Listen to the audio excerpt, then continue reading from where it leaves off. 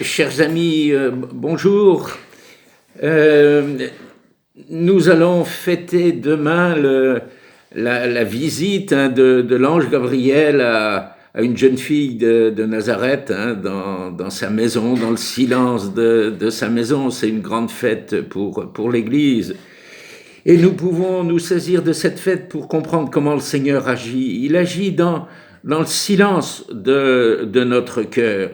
Il vient toujours quand on est capable de l'écouter. Alors si on peut se mettre en silence malgré tout ça, silence de nos inquiétudes, silence de nos peurs, silence des réseaux sociaux, eh bien on pourra entendre la parole que le Seigneur veut nous dire. Parce que nous sommes devant un grand changement, Seigneur, pour l'humanité, certainement.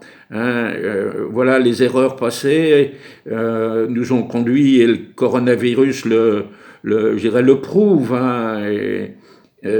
Donc, mais ne recommençons pas à vouloir faire un projet titanesque pour l'humanité. C'est ça qui nous conduit à la ruine, l'homme voulant conduire son chemin par lui-même. Au contraire, voyons que le Seigneur est toujours là, il est présent. Il est présent dans notre solitude. Voilà, le ciel est avec nous, non seulement le bienheureux Noël Pinault ou Saint-Régnaux pour les Candéens.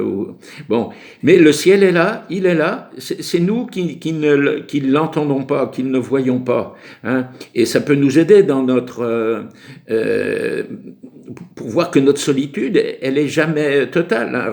Regardez les Chartreux, regardez tous ceux qui, dans l'histoire de l'Église, ont voulu trouver Dieu et étaient dans le silence du désert en particulier. Eh bien, le Seigneur peut donner à chacun d'entre nous sa juste place. Parce qu'autrement, eh bien, on risque de s'inquiéter, de se dire, mais le Seigneur va nous donner juste ce qu'il nous faut. Et lui, il voit tout. Nous, on ne peut pas tout voir. Donc, juste sa place à chacun d'entre nous.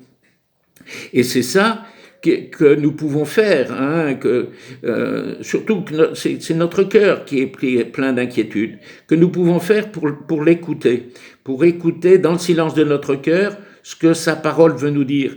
Et on peut regarder, eh bien, tout à fait comme modèle la Vierge Marie dans le silence de sa petite maison de Nazareth. Et c'est ce silence qui a permis d'accueillir la parole du Seigneur. Alors, dans ce temps du coronavirus où tout le monde est inquiet, apaisons nos inquiétudes. De tout ce mal, le Seigneur peut sortir un plus grand bien. Il ne cesse de le dire par sa parole dans l'Écriture. Il ne cesse de le dire aujourd'hui. Imitons Marie dans le silence de Nazareth.